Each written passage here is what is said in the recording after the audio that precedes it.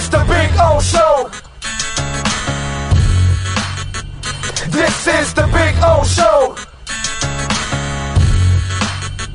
This is the Big O Show.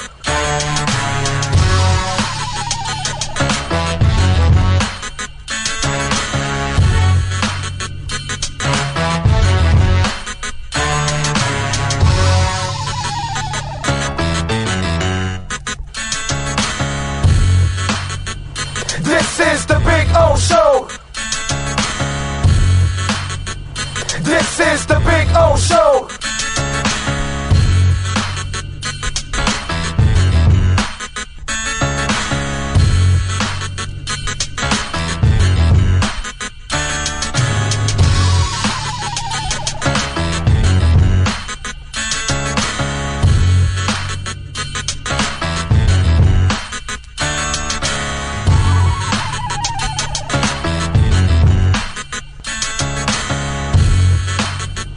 This is the Big O Show. This is the Big O Show. This is the Big O Show.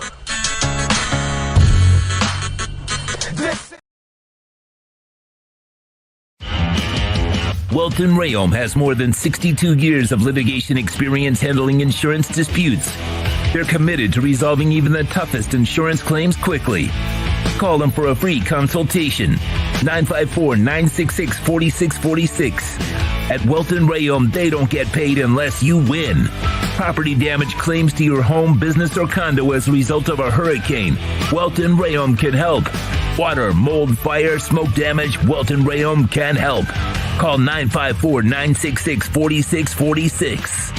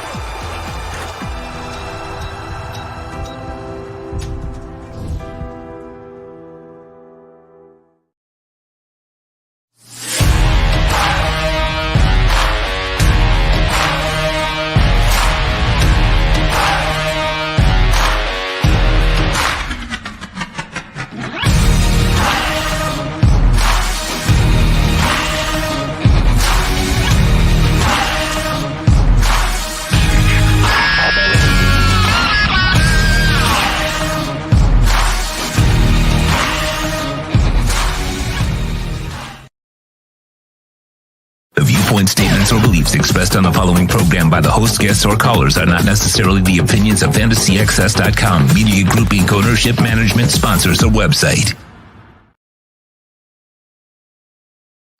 When it comes to South Florida sports teams, very few in the media have witnessed, lived, and covered it like the Big O. Let's start the program dedicated to your favorite South Florida teams with a passion that's unmatched. The Big O Radio Show is on. Here's the Big O. Hey, welcome aboard, folks. Time to rock and roll on a beautiful Tuesday morning. Hope you all are doing well. Sean Stanley is the man, the myth, the legend that masters this program every single day. And yes, we are back to the original channel. Some technical stuff with YouTube, whatever. Anyway, so we're here. So rocking and rolling, all that good stuff. By the way, Cam Wolf and Ira Winderman interviews will drop in a little while. So you'll get those.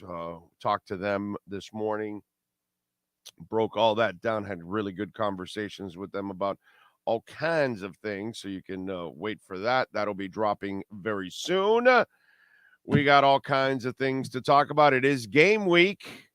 It's Tuesday. Tuesday's normally the day off in the NFL. Unless you play on Thursday, I would imagine that Lions and Chiefs are probably getting ready here on Tuesday for the Thursday night game, which is good, man. We're 2 days away from real football. And then we've got the Dolphins right around the corner. Let's see. Hopefully, we might have some news for you this week. We'll see if maybe we hit the road for the games or we're here in studio. But either way, we will have the pre and post game show for you. Safed Dean and David Feronis will join us fresh out of the locker rooms throughout the season. So we'll have those guys there as always. And then the rest of the guys throughout the week, Cam, Joe Shad, Marcel Louis-Jacques, all those guys will be helping us out throughout the week. So we've got the Dolphins covered for you. We've got Canes coming up on Saturday against Texas A&M. That's going to be a lot of fun. I mean, this is one hell of a weekend, dude. I mean, think about this. You know, if somehow or another I know they play the Dodgers now, and you know it's not going to be easy. They play the Dodgers and then Philadelphia over the weekend, so this is going to be a hell of a challenge for the Marlins. If they can still stay in the playoff race, it'll be interesting. But this weekend, Saturday, you've got Texas A&M and Miami at 3:30. You've got InterMiami and Sporting Kansas City at 7:39. By the way. And then on Sunday at 4:25, you've got the Dolphins and the Chargers. I mean, dude, this is an absolutely monster football weekend. That is awesome. Think about that, man. That is fantastic. As Inter is fighting for that playoff spot, if they can sneak, the league does not want to see them. The teams, that is, that obviously the league commissioner and company, they want Messi in the playoffs because that's good for business, obviously.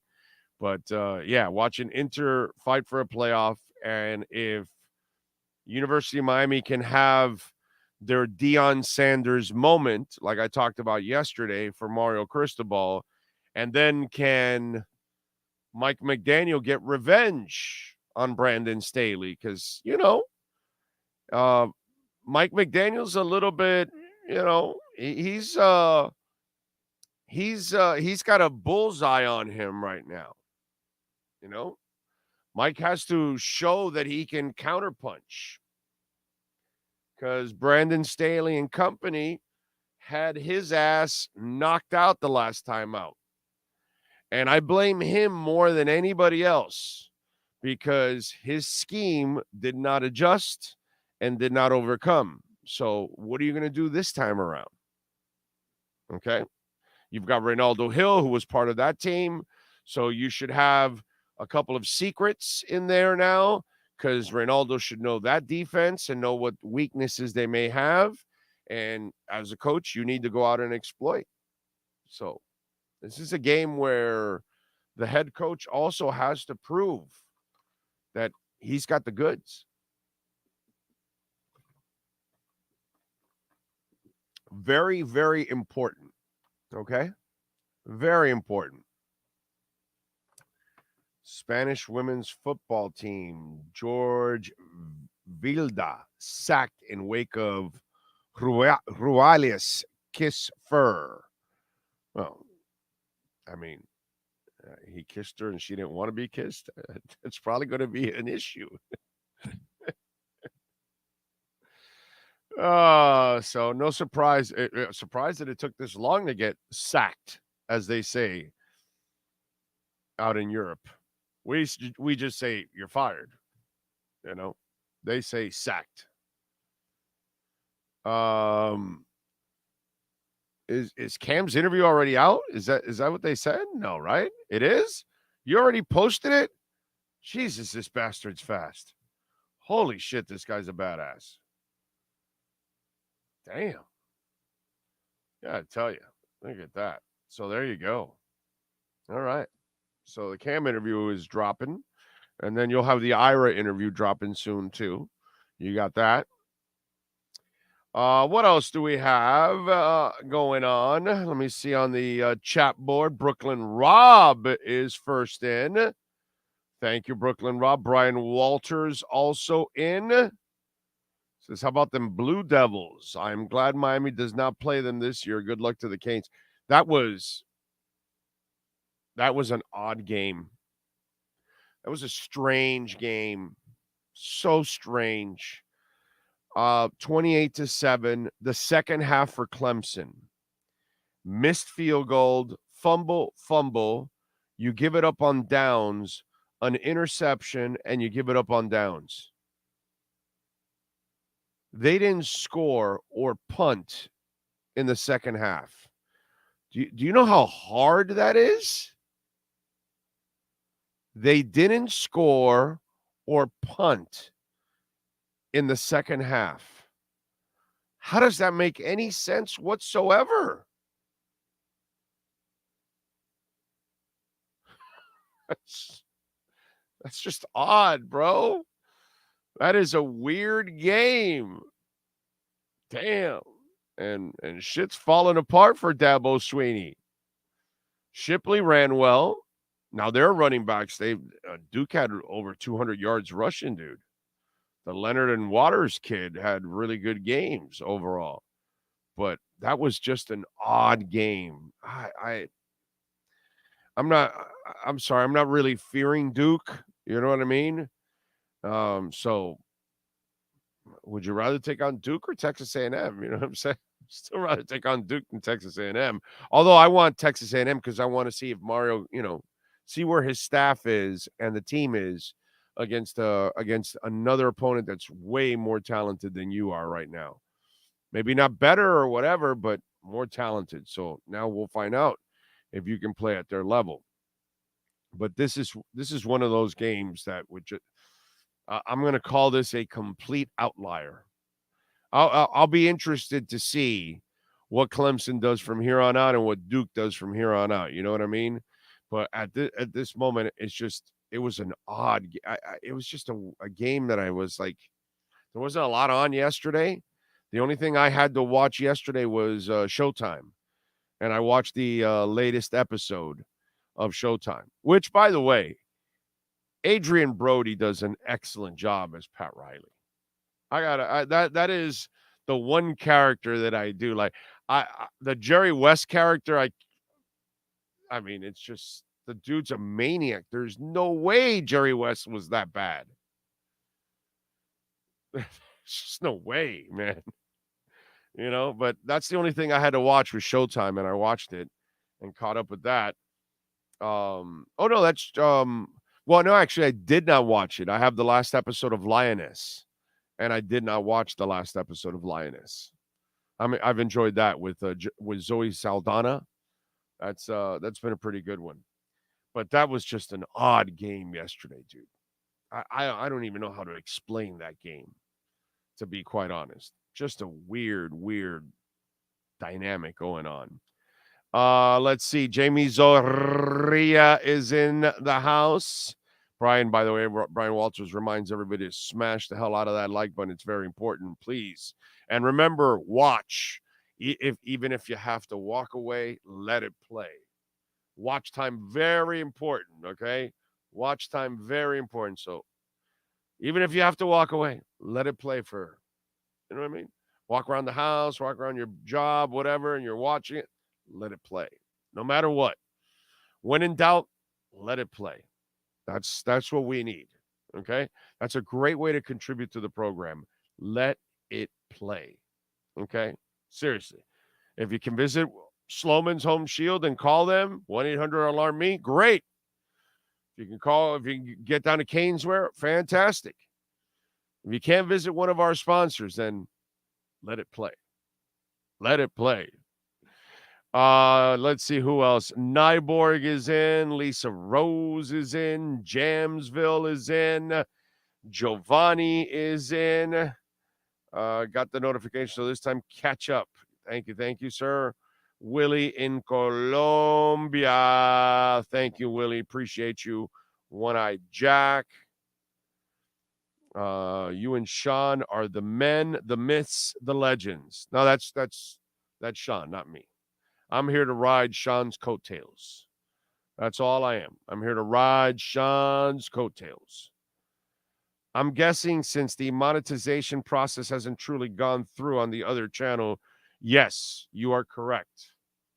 You are correct. YouTube's throwing a curve at us, and it sucks. So, watch time. Let it play. That's all I can tell you. Let it play, please. Jay Gelfin is in the house. It's Happy Taco Tuesday. Zuko, Gotti, Isaiah, Stetson, Troy, Chad, Gus 1388. Let's see. Drago, Ragin, Tim Eason, Andres Orozco. Chad says 4:20 on Sunday. I'll be pre-gaming for the game. There you go. Lofi is in. McDaniel's very interested. If he was just a one-trick pony, December last year was a disaster. Well, he's a rookie coach, so he did good for a rookie coach. He got to the playoffs and almost even beat Buffalo. So I'll take it. With all the injuries that they had, he did a really good job overall. Think Blue Dodgers is in. Mr. Bonafide says, I've been running at least 4 show replays a day to help. Thank you, sir. Thank you, Mr. Bonafide. Appreciate you. Now run it on this channel here. Okay? We're good. We hit the numbers over there. We got to get through some YouTube crap. I don't know if we will or not. But anyway, we got to get through that.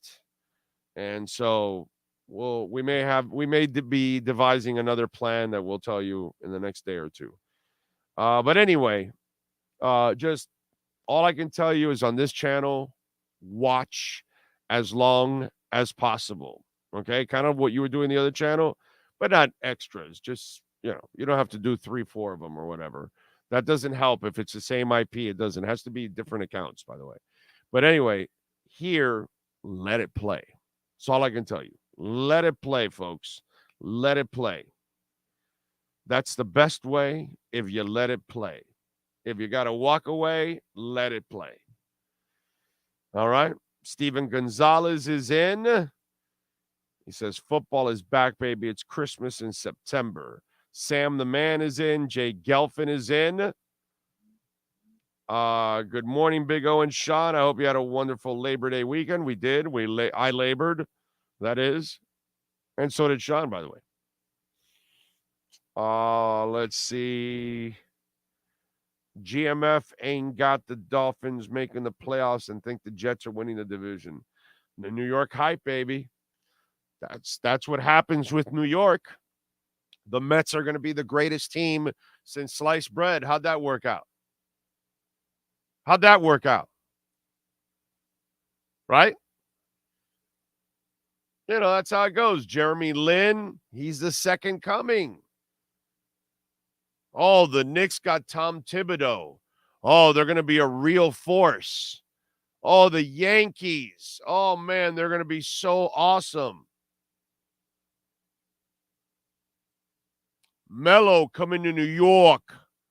Yeah, Melo and the Knicks are going to be awesome. No, and then we're going to have our own big three. Melo and what were the 3 idiots that were the big 3? What was the name of the idiot that broke his hand on the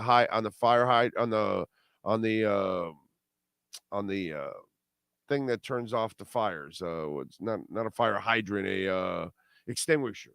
Break glass. He broke his hand. Stoudemire, Melo, and who was the third idiot? Do you remember the third idiot? Was it Larry Johnson or something? Or I don't know what the hell it was. Remember that big 3? I'll look it up. I was thinking Stoudemire when you said it. Remember that big 3? Huh? All the shit hype that comes out of New York, right? I mean, think about it over the years. It's always the same shit with New York. They always have all this hype, and they rarely ever live up to it, dude. Why would you think they're going to live up to it now? You know what I'm saying? It's always the same shit with New York. because it's a monster media market. And so if they land one player, that's it. It's going to change everything. And all of a sudden, they're going to be the greatest thing since sliced bread. And New York will be everywhere. And the Mets and Steve Cohen and Jeremy Lin. And I mean, it's just all insanity. Is that what we're doing again? Is that where we're going? Right? Rex Ryan and all the hype? Is that where we're going again? Yeah. Yeah, I'm gonna start believing New York hype crap, which is the same shit that happens over and over and over again in that city. There is no city more overrated than New York. There are no sports more overrated than New York. You know what's even more overrated? When those idiots talk about their intelligence. They're just as stupid or as smart as any other fan base there is in the world. I've watched idiot Yankee fans try to catch a foul ball right on the field, right there next to the field, while their Yankee player is trying to catch the same ball. But again, they're supposedly really smart fans when they're not. That's why they think Linsanity is going to be great, because they're not smart fans. They're obnoxious. They open their mouths way too much. They shoot out a ton of hot air, and they got nothing to show for it more often than not. That's New York for you. New York is the most overhyped place there is on the planet. And let me tell you something. I would swear to God that all New Yorkers are Cubans. Because Cubans spend half their time exaggerating bullshit. And that's all New Yorkers do. Exaggerate their bullshit. Exaggerate about their city. Exaggerate about their teams. Exaggerate about who they are, what they stand for. And every one of those wimps are leaving New York left and right to come to South Florida. After, I'm New York, New York. Yeah, I'm going down to South Florida. Yeah, I'm going to go over to the West Coast of Florida. Nothing more overhyped and talked about than New York, dude. So I'm not surprised that the people that are broadcasting, I think from New York, right? Isn't the NFL Network in New York? So I'm not surprised that they get out and then all they read are the New York tabloids, and that's all they're buying, the same bullshit that the writers are writing. New York, home of talk a lot of shit and produce practically nothing. That's New York. Okay? So nothing has changed from that place. It's always the same bullshit. New York, overhyped. And it'll be proven again this year with the Jets. Overhyped. Always. Chris Wilson says, I live in New York. You're right. I mean, I see it all the time. It's really not up for argument. It happens all the time, dude. Everything in New York gets overhyped. And if you really look at it, 95% of the time, it never lives up. It never even comes close to the hype that they always put it at. Never does.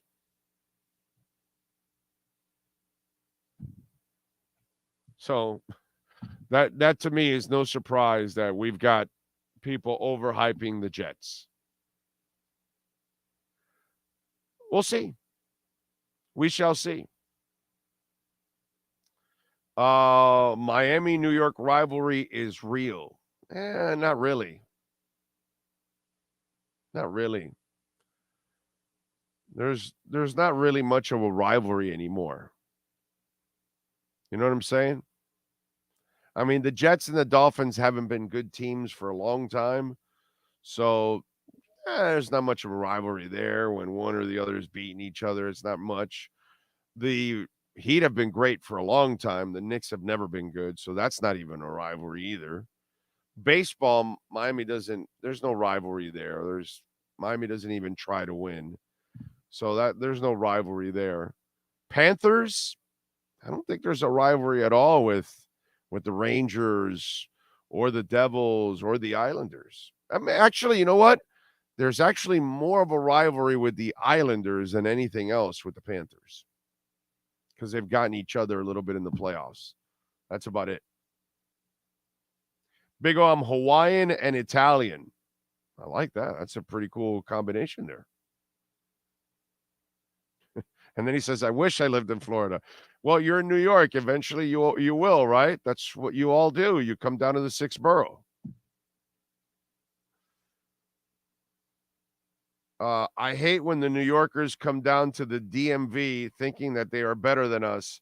I fought a few of them and let them know they bleed just like we do.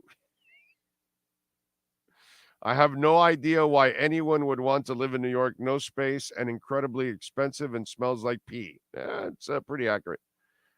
Big O, it's Dolphin week. Missed you going back to the live shows, or I missed them in the past few days.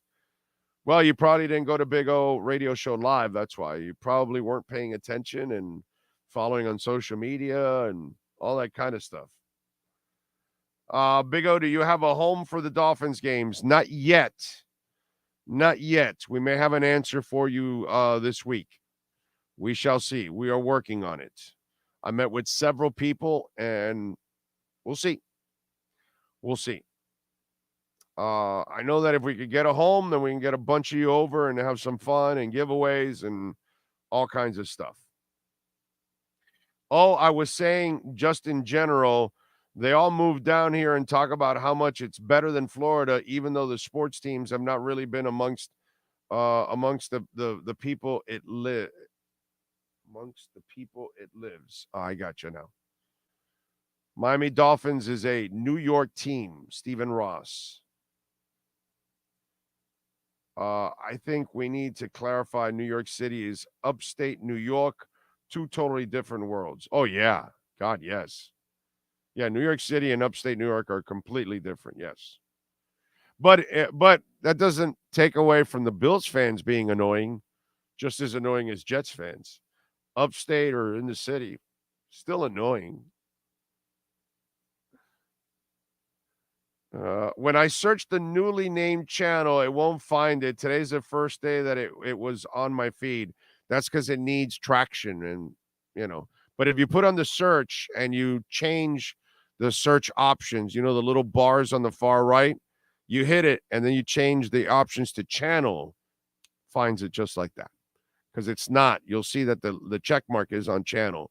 So when you hit channel, then your search engine is actually finding the channel, comes up right away. That's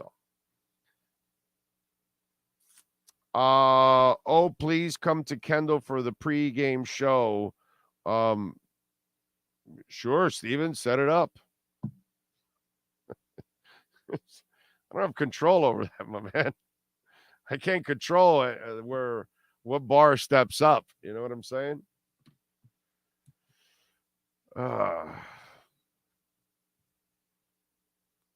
Let's see. If there's karma in the Bills-Jets game ends 3-2 with Diggs sitting out in the 4th because he broke 2 helmets, slamming them on the ground. I like that. That would be fun. Rick says, historically, bad teams have had the worst fans. Browns, Bills, Jets. You go to a Steelers game, you left alone, not in Buffalo or Cleveland. Interesting way of explaining it. Welt Rheaume, by the way, proud sponsors of our program. We love talking about Dan and Jeff. They do excellent work. Jeff is awesome. And let me tell you something, folks. Call 954-966-4646. Ask for my man, Jeff Welt. Maybe you've got a case and you don't know it, but you won't know until you ask. So if you call Jeff and you ask him, hey, look, this is what happened a couple months ago, a year ago. You don't even know when the statute of limitations are done. So call Welt Rheaume, all right, and ask for Jeff Welt, 954-966-4646. Plus, we're still in hurricane season. This is the peak time right now in September. Okay, I hope we don't get hit by a storm here in September, October. But if it happens, you're going to pick up the phone and call that insurance company. Before you even call the insurance company, you call Welt Rheaume because they've got their own adjusters and they'll take care of it. And they'll handle the insurance company for you because the insurance company is not looking out for you. But once they get a call from a lawyer, brother, they act completely different because they know the lawyers know all the laws and all the loopholes. You and I don't.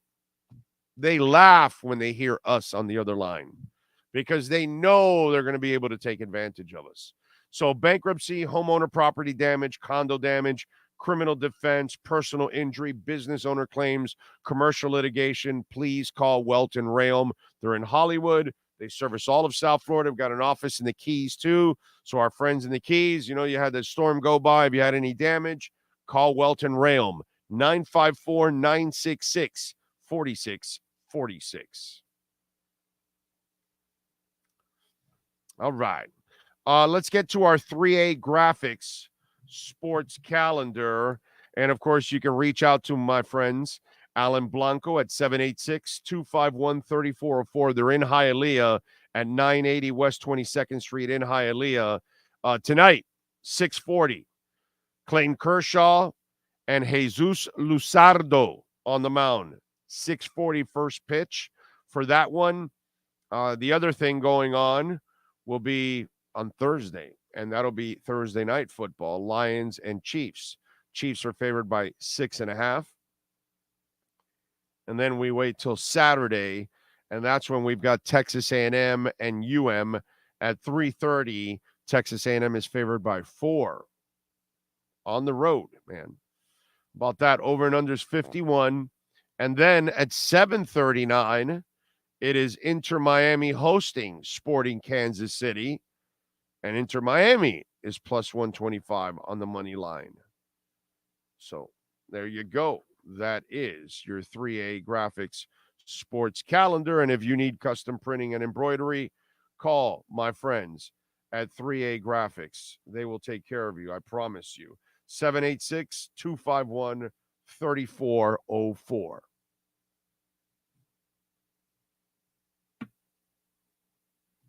By the way, did you see that they want to build a water park in the Metro Zoo? And I saw where Ron McGill even said that, you can, if you want to fire me, you go ahead or whatever. He's like against it. I got to tell you something. Perspective. Water bogging.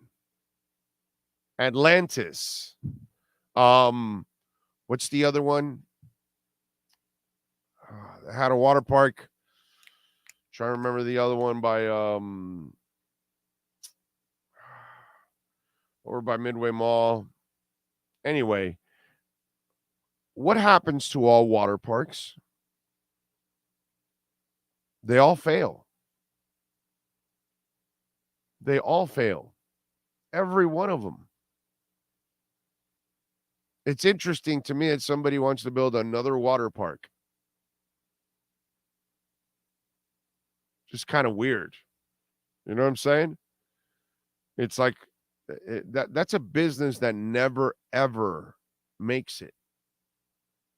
And I've watched them over the years come and go. We had water bogging parks all over. Hialeah and Pompano, all that. We had Atlantis. The one in Palm Beach, is it still open? That's the only one that's kind of lasted, right? What is it? Rapids Water Park.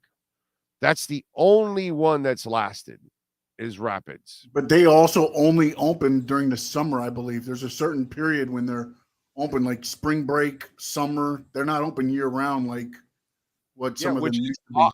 Which, by the way, here you should be open year round. Like you should only close on a couple of days that we have cold weather, because all the snowbirds would go to that thing in December. because to them it's not cold. You know what I'm saying? I know for us we're wimpy and but on days that we have warm days in December and in November, but all these water parks have always folded. So to me, it's like you're thinking of all kinds of things to do. A water park?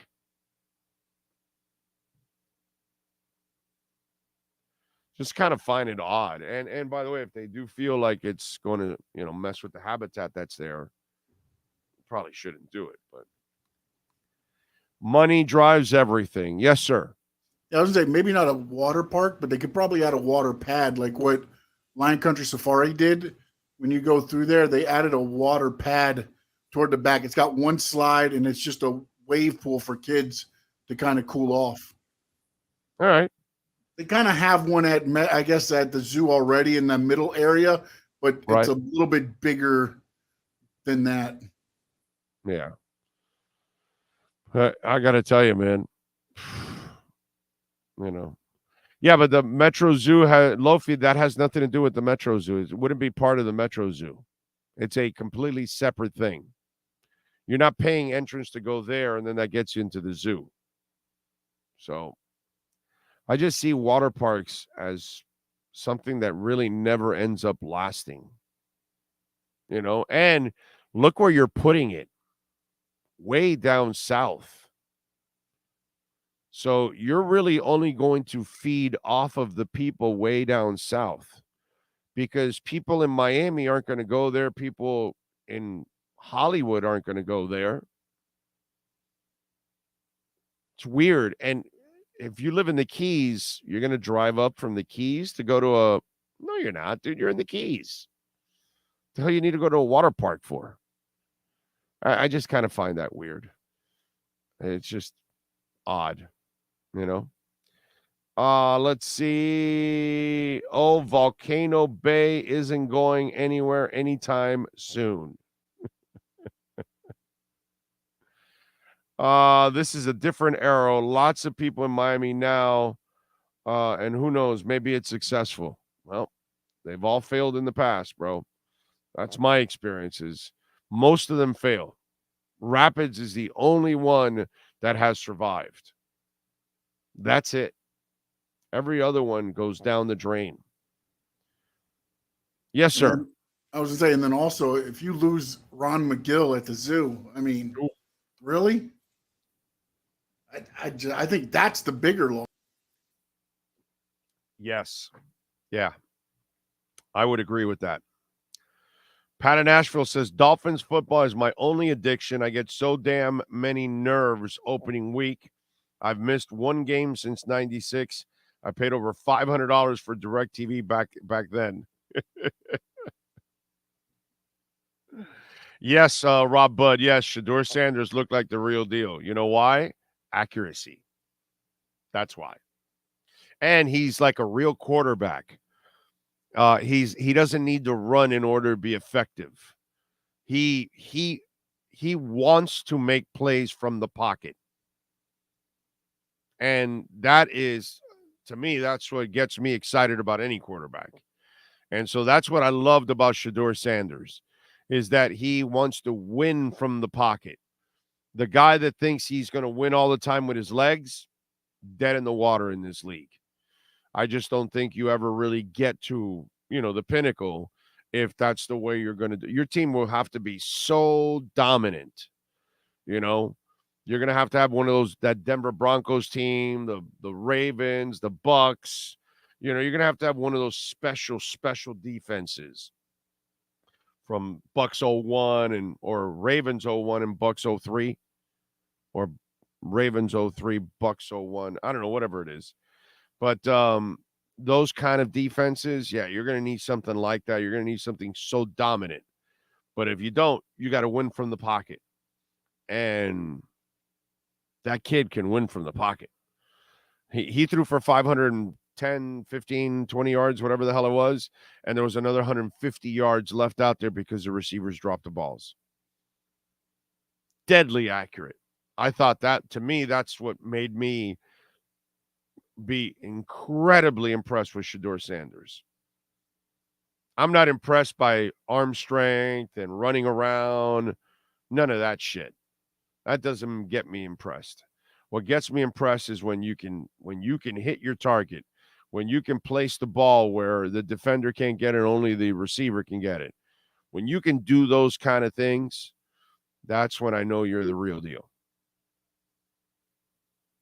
Lawsuits kill water parks. Well, it killed the one, what was it? The one across from Dolphins Stadium. What was the name of the family? Wettenbergers or Waterburgers or some, I don't know. It's close to Waterburger. It's kind of like a water. The name was like a Waterburger, but it was something else. Forgot the name of the company family that was trying to do the water park over by the stadium. Again, something else that probably would have failed. Ragin says water parks here in Rochester during the winter are called ice rinks. Big O just finished watching USA absolutely crush Italy, won by 40, but was up by over 50 for a while. On to the semis. He moves well in the pocket and looks to throw. Yeah, no, Shador is the real deal. That was impressive. Real quarterback. Nyborg says got one of the worst ear infections after going to a water park. Wow. And then I ended up seeing a doctor called water park large vats of bacteria. Oh, that's what yeah. Well, I can imagine that. Yeah. A lot of people peeing and spitting and all kinds of stuff in the water. Yeah. Big O, curse Justin Herbert and his gorgeous hair. Curse it.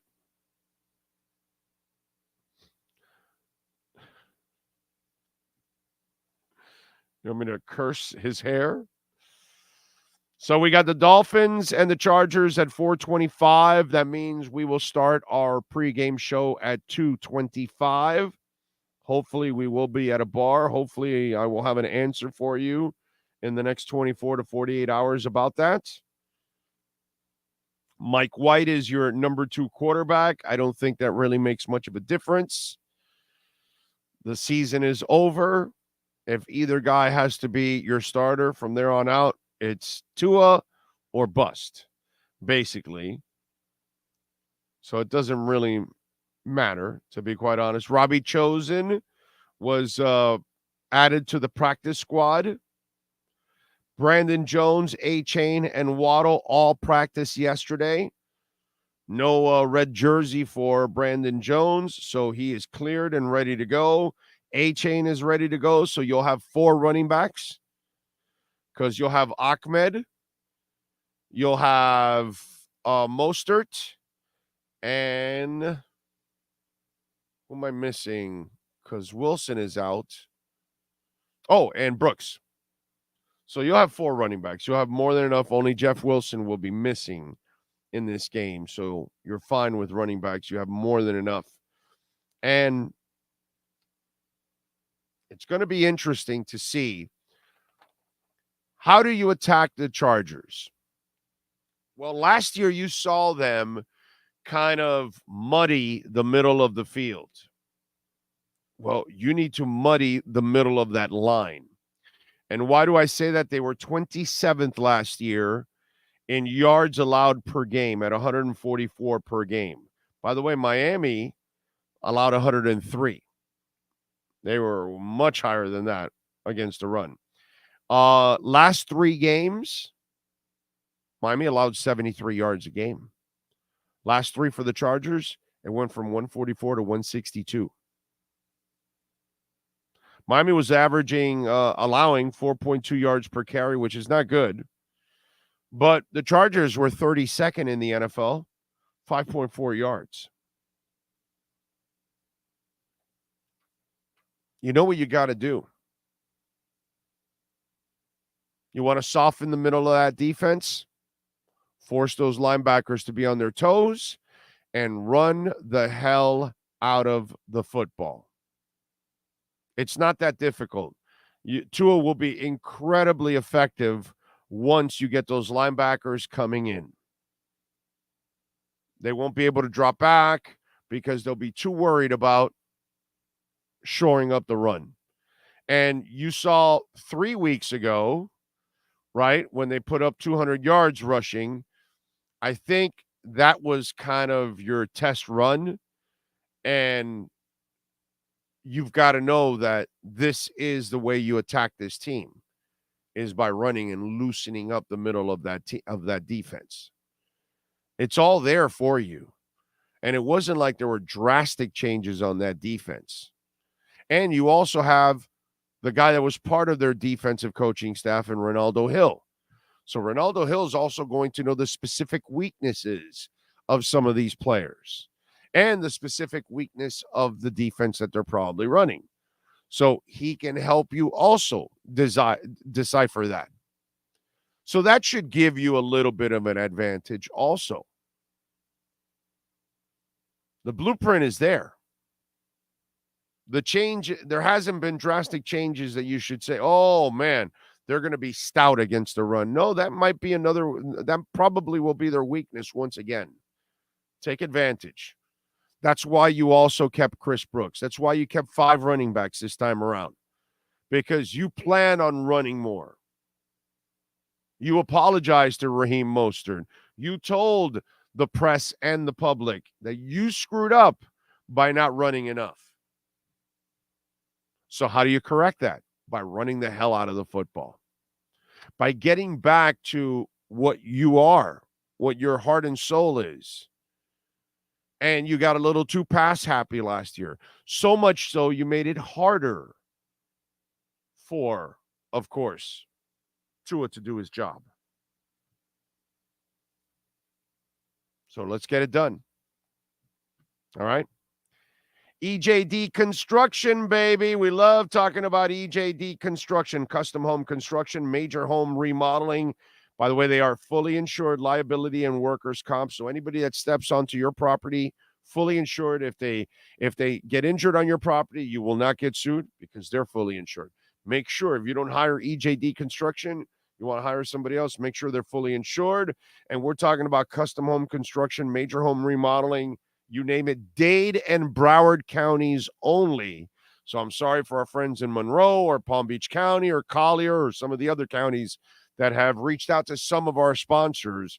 Unfortunately, they don't go to those counties, only Dade and Broward County. So if you're looking to, whatever it is, modernize that kitchen, maybe you want to do some custom work like a home theater system or stadium seating home theater, which we've had 2 listeners do that already, because one was inspired by me talking about the other listener that did a home theater and stadium seating, which is the coolest thing, by the way.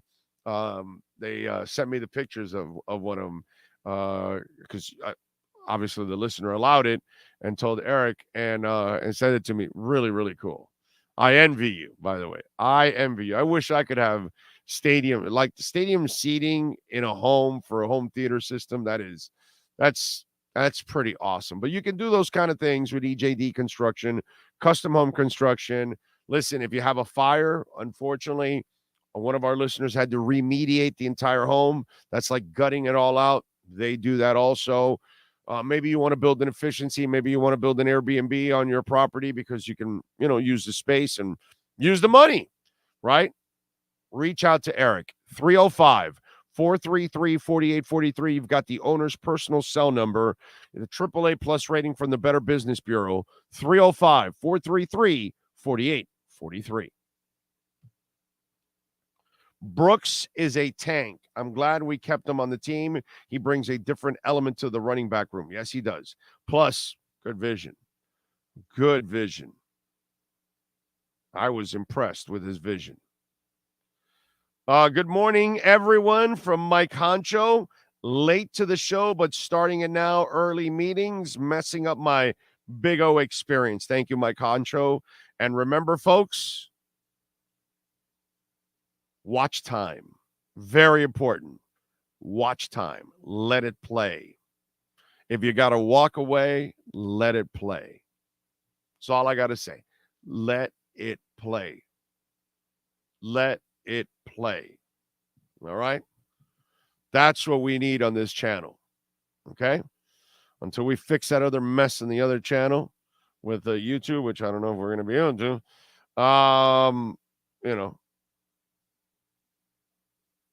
Bad.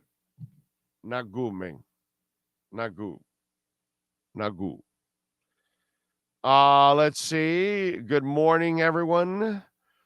Employ the classic Parcells strategy. Run the ball, stop the run, and shorten the game. Yes. But as long as you score some points, you got to definitely score some points. Jeff Wilson, not sure why we kept him. He's a good player. Good player, runs hard. I like Jeff Wilson. You got to have backs, man. If you have to do errands for the day, let it play. There you go. There you go. You got to walk away, let it play. You got to do errands for the day, let it play. When in doubt, let it play out. There you go. Okay? That's what it's all about. Remember, you can make a donation through Cash App or Venmo at Cash Big O Show. That is Cash Big O Show, Cash App or Venmo. You can always make a donation to the program.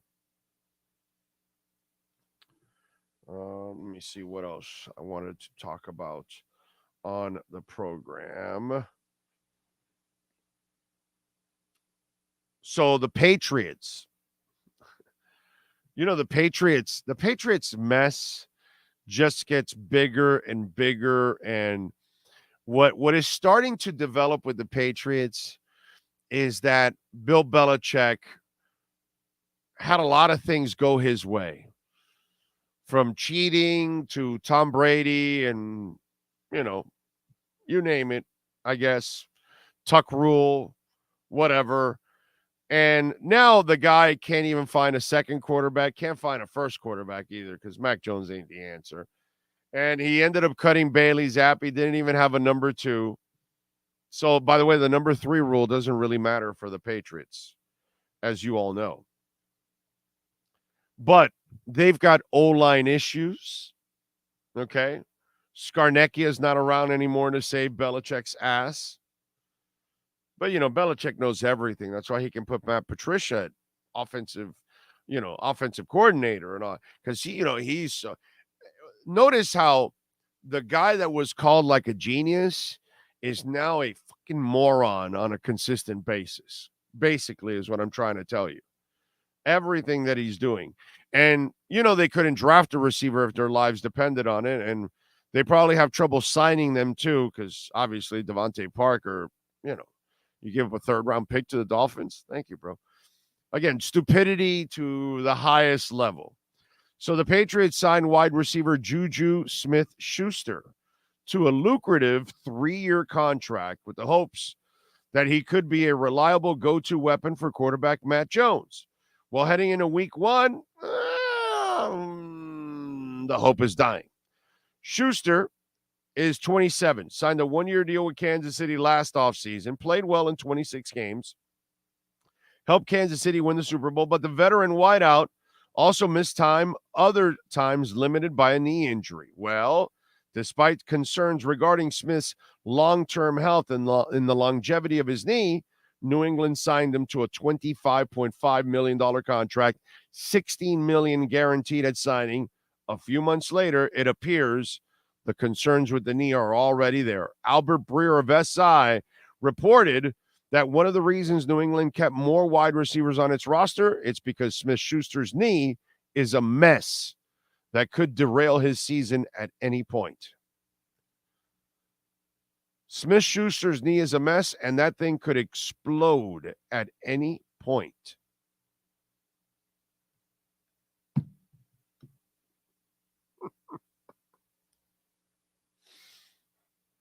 I mean, I'm enjoying this, I got to say. I'm enjoying the fact that he looks like a horse's ass like all the time. All the time. It doesn't change with that guy. How nuts is that? And this is like, it's one thing after another, and it's just king size stupidity. Remember what I told you, okay? Remember what I've been saying for a while now. I want to remind you, so just in case, I might be wrong and I might be right. If he doesn't make the playoffs again this season, he will come back on the hot seat. Okay? I've been saying that since last year. That all he needs is a couple of seasons of not looking good, and the owner is going to part ways. So if this year they have a bad season and they don't make the playoffs again, I guarantee you that when he comes back next year, it's going to be on a hot seat, and you're going to hear Kraft say shit that he's never said before, like he has already recently when they asked him, is Belichick going to coach around to beat Shula's record? And he's like, well, we don't keep players around for stats. We're here to win. And he's not winning. And if you start looking at his decisions, you got lucky with Brady, bro. God bless you. You got lucky with Brady. But outside of that, it's not like something that this is something you know how to do it. No, you got lucky because you can't find another quarterback if your life depended on it.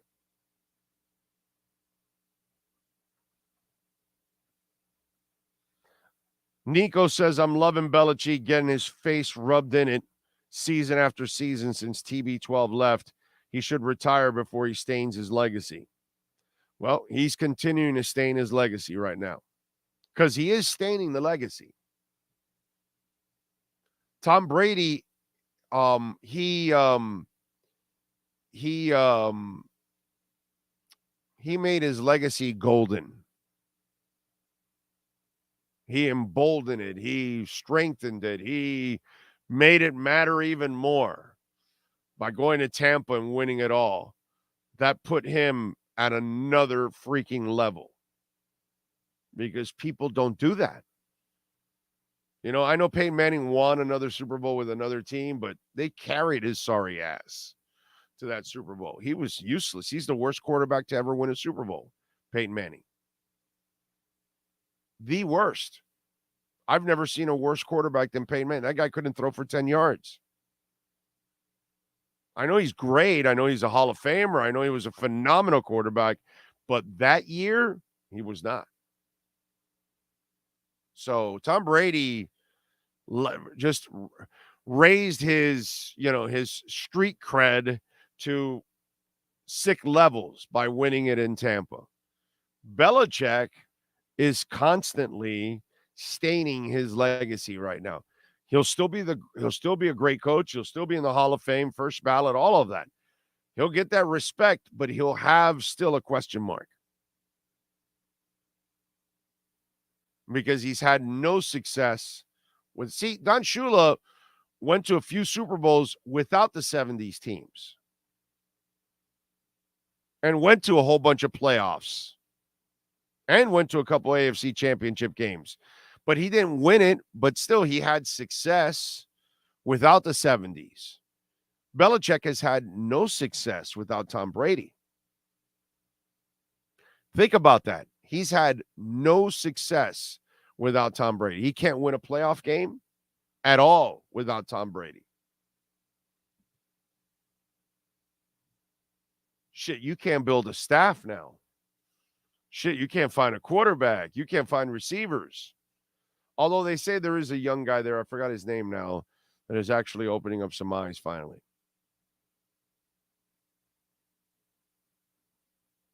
So his legacy is already stained. People are realizing Brady was the X factor the longer Bill Belichick coaches. Exactly. That's why he's got to do something. Jafrod says, good morning, Big O and everyone. I'm looking forward to this Sunday, but a bit disappointed as YouTube doesn't offer Sunday ticket here in Puerto Rico. Gonna try streaming somewhere Any suggestions? Yes, I do have a suggestion for you. Get yourself a fire stick. Find out, bro. Ask. You got to have a friend somewhere that knows somebody that can get you a rigged fire stick. That's what I would do if I'm you. That way you can watch the Dolphins. Excuse me. And anything else you want, which is really, really cool. You know what I'm saying? So that's what I would do. I would get a fire stick if I'm you. I hear those things are the absolute bomb. Almost like KSDT CPA when you're doing your taxes, business, home, right there. You got the QR code, folks. KSDT can help you in many, many, many, many ways, folks. And we've been telling you about KSDT for a long time when it comes to tax, year-end tax planning, payroll and sales tax. They do it all, folks. They can help you out in many different ways. Fixed asset services. They do estate and trust compliant and reporting. They can help you and your business grow, whether you're trying to do payroll, whether you're trying to plan ahead and looking at what's going on with the market. They can help you out, folks. Please call the great people at KSDT CPAs anywhere in South Florida, anywhere in Florida. They're opening up an office in North Carolina. If you're trying to find out if you want to sell your business and find out what it's worth, they can tell you what it's worth, and then have them help you go through everything and make sure you're running everything efficiently too. KSDT can help you and your business grow in so many different ways. They have all the professionals. By the way, they also have a crypto department. So if you're like me and you're a crypto investor, they can also help you with your taxes. Reach out to the great people at KSDT CPAs, 305-670-3370. Offices in Dade, Broward, and Palm Beach counties. But you can probably do everything with a phone call, 305-670-3370. All right, 1 hour down. One more to go right here on the Big O Radio Show. We interrupt this program to bring you a special report. Miles an hour, that's a Category 4 hurricane. 3 deaths are reported in Florida after more than 24 were killed in the Caribbean. This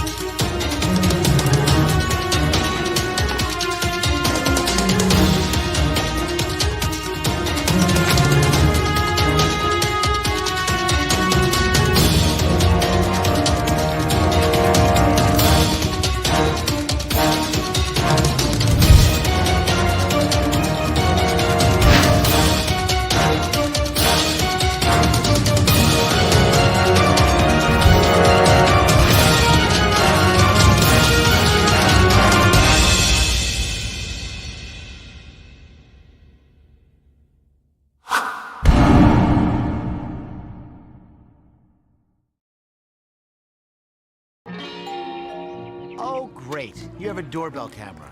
Now you have a front row seat to your house getting robbed. They're breaking into my house! Ooh, there goes the TV. I'm sure it'll turn up at the pawn shop. No, not the TV! Just because you can see them, that doesn't mean you can stop them. With Slogans, you get 24-hour monitoring, a free home security system, and professional installation. Plus, free doorbell camera, one that'll actually work for you. Get out of my house! Get out of the house!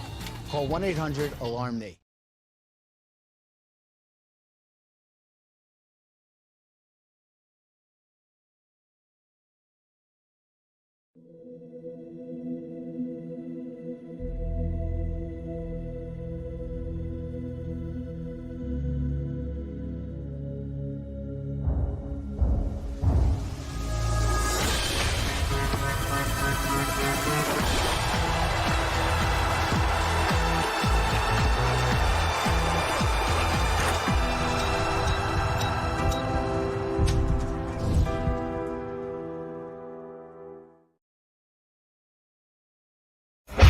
more than 62 years of litigation experience handling insurance disputes, Welt Rheaume is committed to resolving even the toughest insurance claims quickly.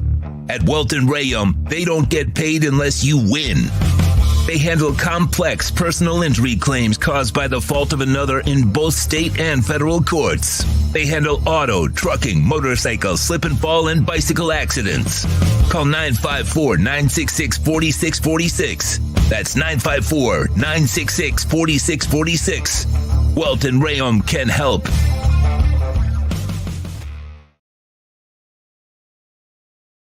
For over 16 years, EJDconstruction.com has provided South Florida residents quality craftsmanship, accurate project management, and exceptional service. That's why EJDconstruction.com is an A-rated member of Angie's List and the Better Business Bureau. When you're looking for the right custom home builder for additions or home remodeling, please call my friend Eric at 305-433-4843. That's 305-433-4843 for EJDconstruction.com. When you move, you need a reliable company led by passionate folks, eager to assist its customers during a transitional process that needs to be smooth. Call Essential Moving Experts at 844-368-5750 for all your local and long-distance moving needs. You can rely on Essential Moving Experts. Mention the Big O Show and get $150 off. Family owned and operated, they offer free 30-day storage, full-service moving, fully licensed, bonded, and insured. Moving was never so easy. EssentialMovingExperts.com. If you're a Miami sports fan, then there's only one store to go to, and that's Caneswear at Miami Fanwear in Davie. They're your one-stop shop for all your InterMiamiCF, Canes, Dolphins, Panthers, and Marlins merchandise. They have hats, t-shirts, game day jerseys, and so much more. Located at 2511 South University Drive in Davie, and open 24/7 online at Caneswear.com or InterMiamiWear.com. Call them at 954-835-5597. Caneswear, the spot where InterMiami and all Miami sports fans shop.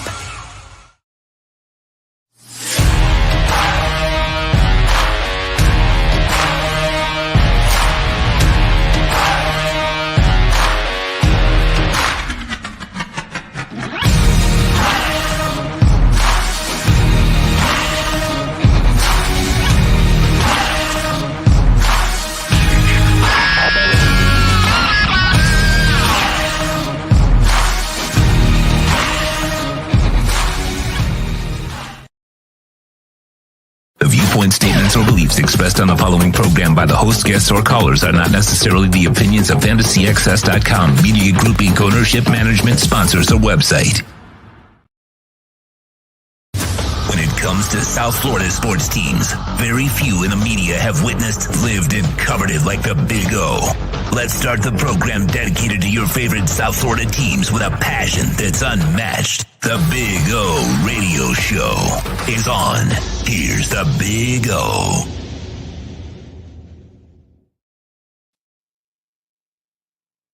Okay, now we're good because now the volume is up. There we go. There we go. All right. Manny Navarro, by the way, is set to join us at 11:30. So we'll talk to Manny about a terrific win, and we'll talk to him about what's going to happen against Texas A&M. We'll get more of a preview with him on Friday when we get him on, but talk a little UM here today. So looking forward to that. Fire Stick is hit or miss, depends on the stream, but it's worth a try. Oh, okay. Well, I know a couple of people that have them, and they swear by them. So, the Zone is cheaper than YouTube TV. Okay. Shula won with Greasy, Woodstock, and Marino. Belichick cut Kozar.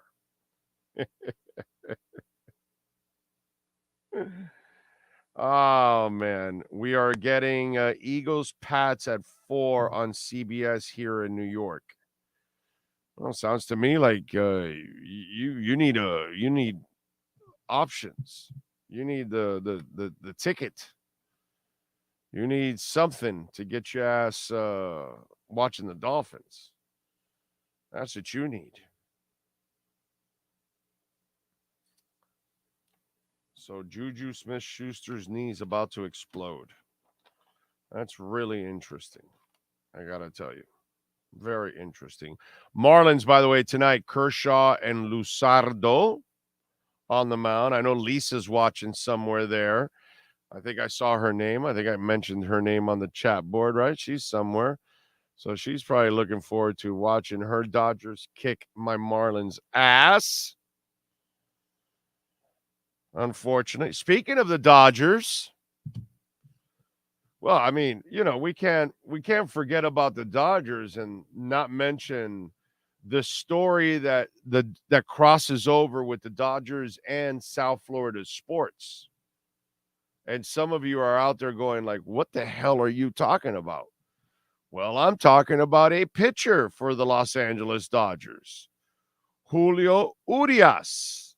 That's right. With just 30 games left in the season, Dodgers are in first place, cruising to their 10th division crown in the last 11 years. But Julio Urias is facing 6 years in prison. The Dodgers starter, Julio Urias, was arrested and charged with felony domestic violence late last night. An officer with the LAPD says that Urias, 27, was booked on late Sunday and released early on a $50,000 bond. A felony charge of domestic violence in LA County Court can lead to a maximum penalty of 6 years in prison and a $6,000 fine.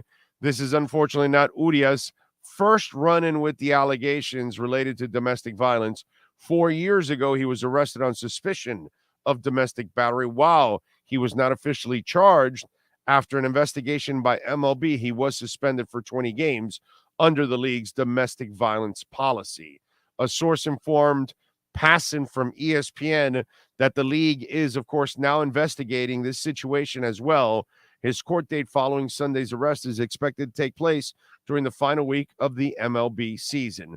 Following the news, the Dodgers released a statement saying they were aware of the incident involving Julio Urias. While we attempt to learn all the facts, he will not be traveling with the team. The organization has no further comment at the time. But very important for Julio Urias that before he got arrested, he got that Messi game in. Yeah, man. Remember when we read that whole thing? Meghan Markle's husband, Meghan Markle was there. All kinds of famous people were there. You remember? Well, Julio Urias was one of the famous people that were there with Selena Gomez and Tyga and all that, freaking out watching Messi play the game. So you got to give Julio some credit that, he probably knew what was coming. And he said, before I end up in jail for 6 years for doing something that I've already done in the past, allegedly, let me go get a Messi game so that way I have those memories for me while I'm sitting in my jail cell for years to come. So I give credit to Julio Urias that he had his priorities straight and he knew that he had to go to a Messi game before you go to jail, because before you go to jail, you definitely want to be at a Messi game. That really kind of sets you up. You know what I'm saying? I think that's a cool thing. So we got that going on. Some other bad news. Well, at least the Julio Urias news is bad for him, not for me. But this is bad for all of us. Steve Harwell, who co-founded Smash Mouth back in 1984, has died at the age of 56. The musician, best known for hits like Hey Now, You're an All-Star, and I'm a Believer, died at his home in Boise, Idaho, surrounded by friends and family. Harwell had been in hospice care following medical complications. The cause of death was liver failure. Hayes said Harwell passed peacefully and comfortably. In a statement to Rolling Stone, he offered a lengthy tribute to the artist who was a staple of 90s rock music and saw success with multiple albums and singles, selling more than 10 million albums with his band worldwide. Steve had been retired from Smash Mouth for 2 years now, and the band continues to tour with new vocalist Zach Good. That said, Steve's legacy will live on through the music, with Steve Smash Mouth sold over 10 million albums worldwide and topped the charts with 2 number-1 singles, 5 top 40 singles, and 3 Hot 100 singles, 4 Billboard 200 albums, and a Grammy nomination, not to mention the hundreds of film and television placements, and of course, those musical features in Shrek. He continued, Steve's iconic voice is one of the most recognizable voices from his generation. He loved the fans and loved to perform. Steve Harwell was a true American original, a larger-than-life character who shot up the sky like a Roman candle. Steve should be remembered for his unwavering focus and impassioned determination to reach the heights of pop stardom. And the fact that he achieved this near-impossible goal with very limited musical experience makes his accomplishments all that much more remarkable. His only tools were irrepressible charm and charisma, his fearless, reckless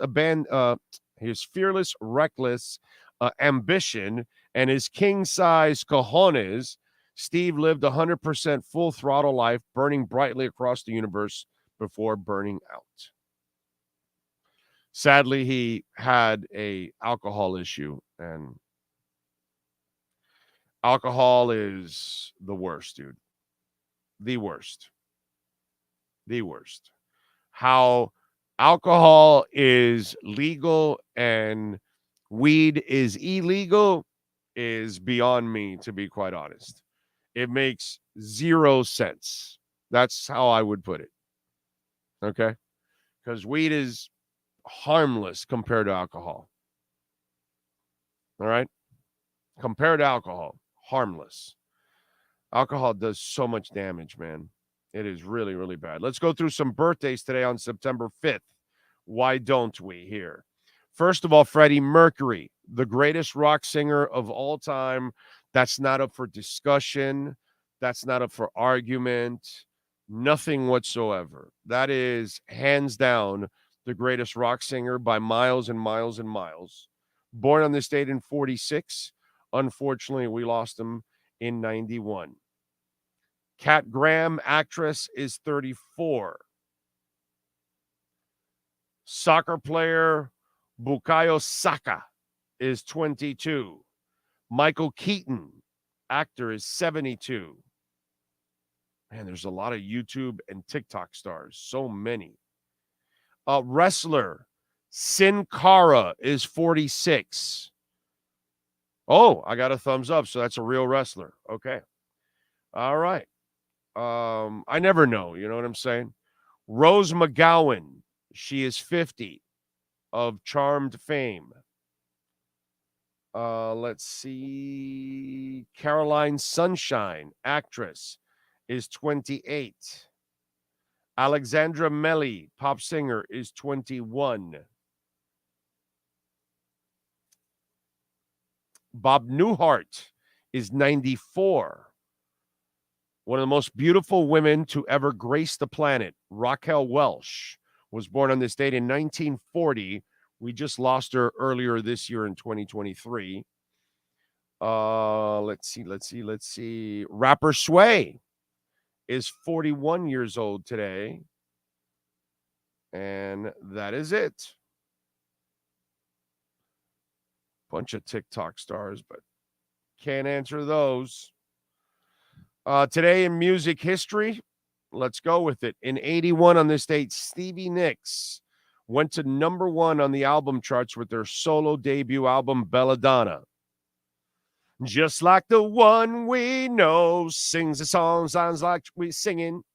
Ooh, baby, ooh, baby, ooh.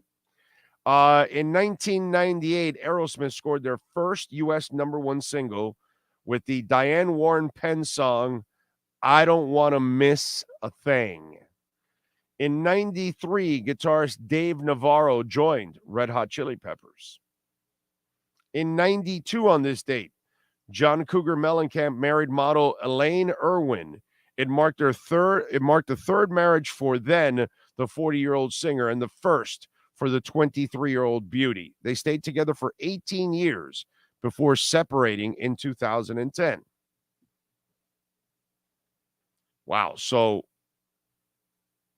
he was 40 then. So they divorced in 2010 when he was 63. So he is 76 years old right now. Wow. In 64, the Animals began a 3-week run at the top of the singles charts with House of the Rising Sun. Great song. In 2006, on this date, the Arctic Monkeys, very good band, won the UK's prestigious Mercury Prize for their album, Whatever People Say I Am, That's What I'm Not. And there you go. That's what happened today in Musica history.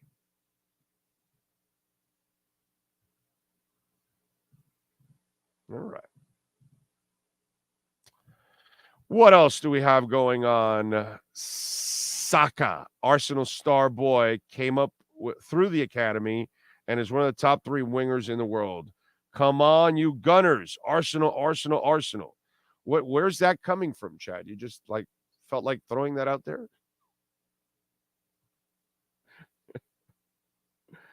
Michael Keaton, PA, Batman. Yes, that is true. Let's see what else. Alcohol, don't play. Weed's legal. Well, weed's legal in some places, not everywhere yet. Not yet. But it's getting there. At least we're catching up. Finally. Let's see. It's all about to be federal. Yeah, well, not yet, but it's getting there. It's getting there. 1 million BC. Yes. Raquel Welsh. Yes. Big O, do you agree with McDaniel's practice schedule? Seems like a lot of time off. Here's the thing, Rod. I don't think there's a right or wrong way to do anything.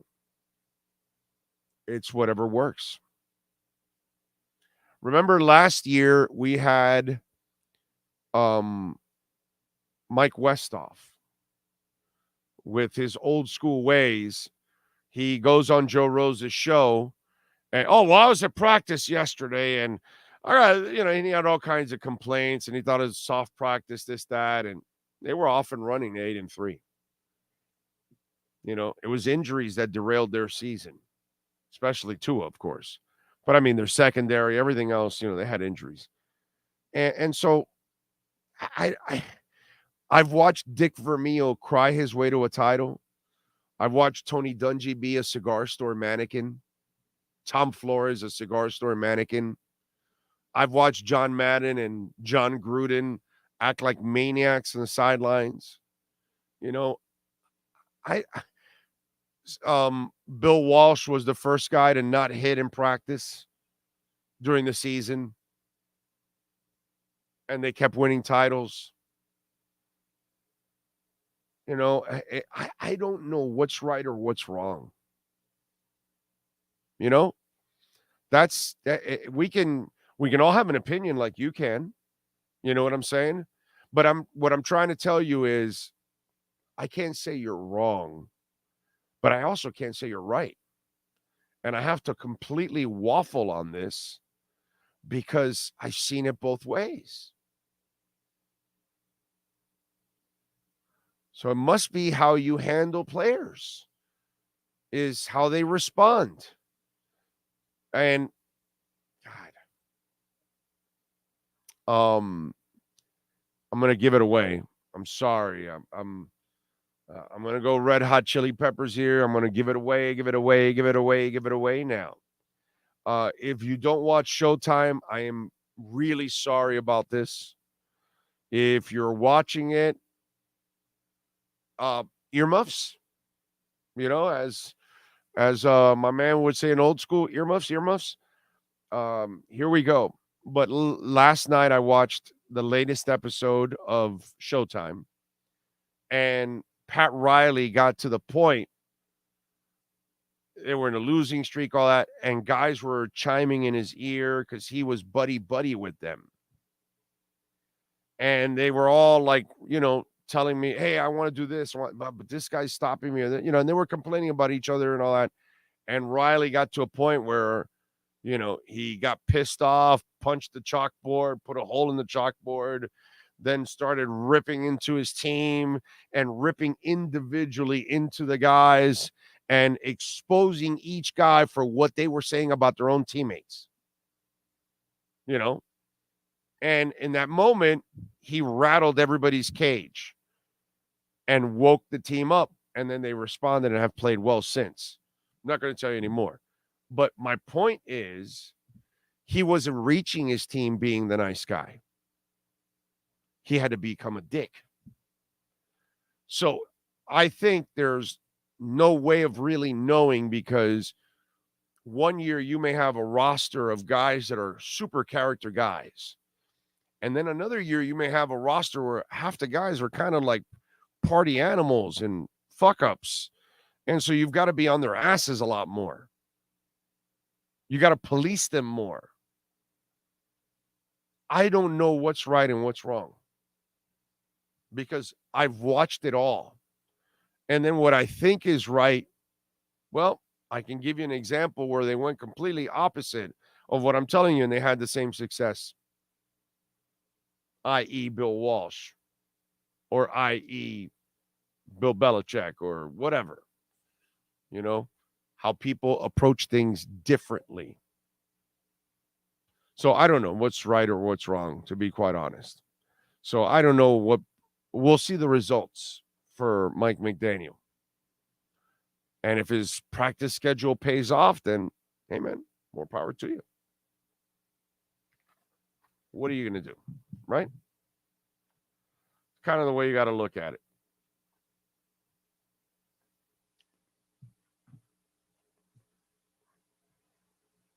Let's see. Sorry, Big O. Should have said happy birthday, Michael Keaton, our Batman from Carapolis, Pennsylvania. That is correct, GP Trap. Little Batman, since you gave me this Batman. There we go. And thank you, GP Trap, as always, for contributing. And remember, folks, when in doubt, play it out. Okay? If you got to walk away, let it play. Okay? Remember that. Let it play constantly. If you can't visit Cutter's Edge Pro, then visit Essential Moving Experts. My guy Sean Williams, over 1,700 customers have filed in and said they had a great experience. Flat rates, no surprise charges. My man Marcel Louis Jacques just learned that. He had to move, and, these moving companies, they do this shit to you. Well, the moving will be between $100 and $400. Well, what is it, 100 or 400? Or is it 250? Well, the move will be between $1,500 and $4,500. Well, is it going to be $1,500, $2,500, or $4,500? Well, I don't know. It all depends. Really. Flat rates, no surprise charges. That's how it's supposed to be. Hey, the move's going to be $999. Oh, it's not. It couldn't be $1,400 or no. It'll be $999. That's the rate we quoted you. That's the rate you're getting. Hey, the rate is $1,200. Not between $1,200 and $2,200. What? No. Flat rates, no surprise charges, safe and efficient loading and unloading practices all the time, and they move you anywhere. Across the country, across the state, across the city, across the county, doesn't matter. And if you got to move your home or your business, and where you're moving to is not ready yet for another week or two, or even a month, they'll store all of your goods at the warehouse up until it's ready to go. Now, if it's over a month, for the first month, it's on the house. After that, you would have to negotiate, obviously, and Sean will take care of you because he's good people. So call Sean Williams, and they'll take care of you. I'm telling you, 305-213-4054 for EssentialMovingExperts.com. Orlando, there are many ways a head coach can win rings. As you said, the difference is there are good coaches, but not many coaches that get the entire team to buy in. That's the difference. Exactly. Brett says, what's your opinion on the Dolphins tight end Julian Hill, and do you think he might get some significant playing time this year? Well, first of all, if you were listening to the show, which you do all the time, I had Julian Hill on the 53-man roster. Okay, so I wanted Julian Hill here because I thought he was actually might be the better all-around tight end that I've seen. Smythe might end up blocking better than him, but I see Julian Hill having more potential at being a better receiver. Plus, he can block. Maybe not a great blocker, but it looks like he can block. So he gives me a little bit of the two-way stuff. You know what I'm saying? Which I think is important. So I'm a huge Julian Hill fan. I want to see him get playing time. Let's see what he does with it. Let's put it that way. Okay? That's what I would say. But I like Julian Hill, man. I had Brooks, Hill, and Peely making this roster, and all three undrafted players ended up making the roster. It's rare that you nail that many, to be quite honest. Let's see. Big O, should I start in my fantasy league in week 1, Deshaun Watson, or, oh, no, I'd go with Tua. I would not trust Watson at all until you can trust him. No.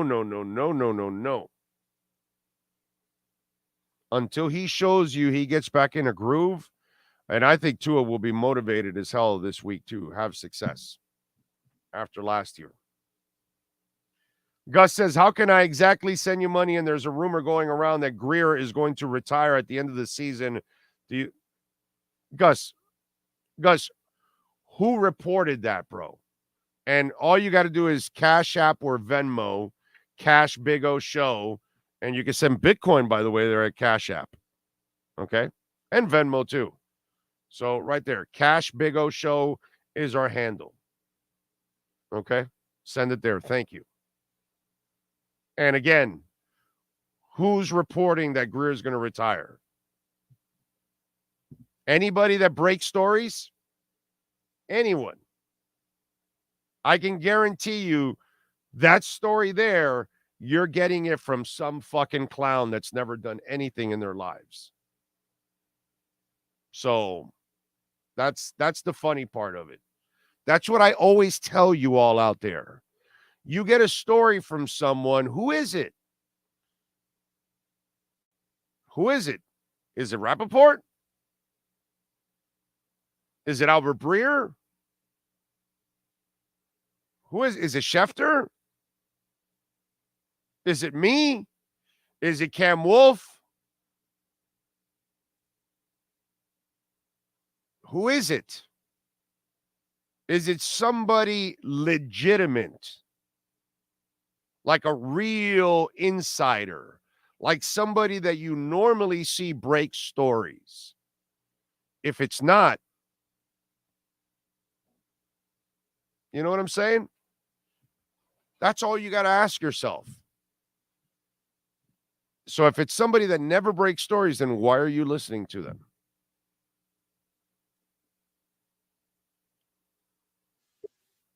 All right. Let's get into a little Canes talk. Manny Navarro in our Canes Wear Miami Hurricanes report next. If you're a Miami sports fan, then there's only one store to go to, and that's Caneswear at Miami Fanwear in Davie. They're your one-stop shop for all your InterMiamiCF, Canes, Dolphins, Panthers, and Marlins merchandise. They have hats, t-shirts, game day jerseys, and so much more. Located at 2511 South University Drive in Davie, and open 24/7 online at caneswear.com or InterMiamiWear.com. Call them at 954-835-5597. Caneswear, the spot where InterMiami and all Miami sports fans shop.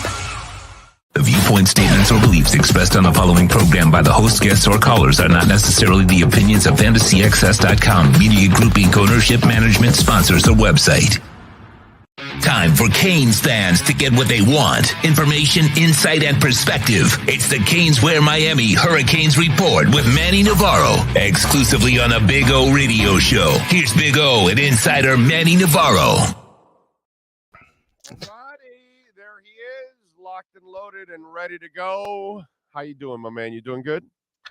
Doing good, just got back from Orlando yesterday, watching Florida State dismantle LSU. Watched that Duke game last night, so I feel like I'm up to date on what's going on in the ACC, and of course Miami with their win. What's that with Clemson? What the fuck was that yesterday? Well, you know what's funny? Oh, I actually predicted a Duke upset. I don't know if you knew that. Wait a minute. How in the second half do you have a missed field goal, fumble, downs, interception, and downs? You did not score or punt in the second half, bro. Yeah, it was. You'll never do that again, ever again, Dabo Sweeney. Even if you tried, you'll never do that again, bro.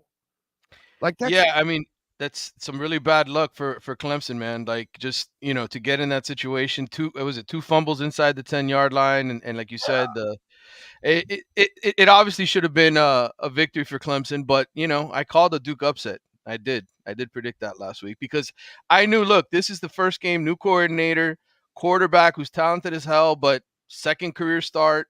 It was sort of a recipe, and that Duke team is very opportunistic, man. They were one of the best teams last year in terms of plus minus and turnover. So, like, they're at home, first game is sort of a perfect setting for something like that. And they ran well. They ran really well. Yeah. Their running backs tore it up. Mm-hmm. And so I thought that was really, really important for them. But my God, dude, it was such an odd game to watch. I'm sitting there going, what the hell is this, dude? Like, wow, odd. All right. We talked about this, that to me, I didn't care about the opponent. And I wasn't worried so much about the kids. I wanted to see the kids perform under the coaches. Right. And dude, I was really proud and happy for Mario because you and I kind of were, we got to like walk Hurricanes fans off the ledge and try to say, hey, bro, I get it. You've been tortured for 20 years, but have patience. This guy will turn it around. And finally, you saw, okay, here's the hard work paying off, the coaching and everything. I saw a responsible football team on the field on Saturday, and I thought that was really cool, that I saw a football team that could play the game and not commit a whole bunch of stupid mistakes and penalties and crap like that. Yeah, it was encouraging, and really for me, I thought the defense was the story. The fact that they bounced back from looking as terrible as they did a year ago and really took to the coaching. You didn't see very missed tackles. You didn't see very many sort of blown assignments at all. And I knew the offense would be better, and they figured it out in the second half. They got into the end zone after kicking 3 field goals in the first half. But defensively is where I was most impressed because, yes, they went back to a scheme very similar to what they did under Manny Diaz. But at the same time, too, it was much cleaner than it was under Manny Diaz because there were a lot of missed tackles in Manny Diaz's final season, a lot of aggression, a lot of blown assignments in that, and they didn't show any of that against Miami of Ohio. Now, obviously, it'll be different this week against the aliens that are coming to town, but it's still very, very encouraging, a very good step forward because it was a clean game. Yeah, and even the penalties. It was really only the unsportsmanlike. If you take that out, really, outside of that, it was pretty much a clean game. That was the one thing. And there was an ugly interception by Tyler Van Dyke. But overall, I was really impressed. The offensive line played pretty well. They got some push. Again, the real opponent's coming this week. But I was just overall, man, guys were flying around. They played hard. They ran the ball well. Just it was good, man. It was a really, really good game because the thing is, we've watched them struggle against teams like this. We've watched them even lose against teams like this. And just to go out there and do what you're supposed to do, dominate them. That's what I want to see. And that's what you did. You dominated them. There There was never any doubt at any point in that game from the beginning to the end. Yeah, no, they were in control, and offensive line played really well. I think that's obvious. That's what everybody was talking about coming into the season, that they were going to look a lot bigger, a lot stronger. And at times they pushed Miami of Ohio around. I wouldn't say it was complete domination, but I would say for the most part, they were in control of that game offensively. Miami of Ohio was basically playing pass defense the whole game. They didn't want to get beat deep, so Miami just kept running the ball, and they ran for 250 yards. And you saw a real running back by committee. I think it was 9, 9, 9, and 8 carries for the 4 backs. So it was very much split. Everybody had their role, and I like that more, to be honest with you. Especially at the college level, because to me, if you got 4 guys that can sort of protect each other's bodies, so one guy's not going out there getting 20, 25 carries and is all beat up, then you can stay healthy and you can keep this thing rolling week to week to week. So, and I don't know that there's any clear separation right now. I think Mark Fletcher will be the guy, but yeah, Fletcher looked good, bro. But right now, I would say right now they all look like they can help you, right? Like nobody's hurting you by any means. So to me, Fletcher, I think, will eventually emerge as the dude, right? When you play against really good teams, like this Saturday could be the day where he gets more carries. But I think for the most weeks, you could keep this sort of pace. When you're not playing really amazing football teams, when you're playing average teams, you can spread the wealth around. No, you should keep everybody fresh anyways, man. You should. Yeah. It's when you get into a big game like this Saturday, and it doesn't matter. It could be Chaney, could be Parrish, could be Fletcher, could be Allen. Doesn't matter. Whoever gets hot against a really good team, maybe that's where you milk it a little bit more, because running back sometimes is a rhythm type of position too. Mm-hmm. And so once a guy gets a rhythm, but I got to tell you, it looked like everybody was in rhythm. That's the good thing, Line was blocking well, and everybody was finding their holes, and it was good. And let me tell you, the Kobe Young, to watch him grab that pass and streak downfield and make a big play, I thought that was actually cool too, to see him kind of step up too in the process.